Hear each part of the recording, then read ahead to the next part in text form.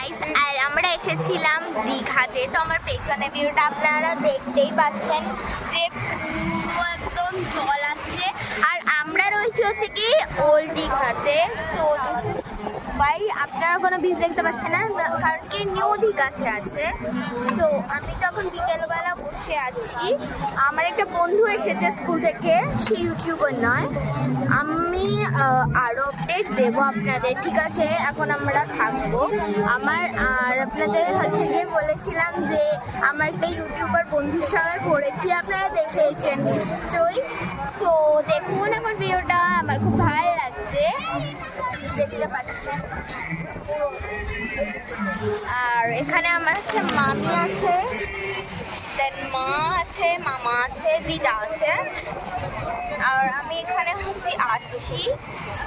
কি বলি, আর সকালবেলা আপনাদের আমি আমার রুম টুরটা দিয়েছিলাম।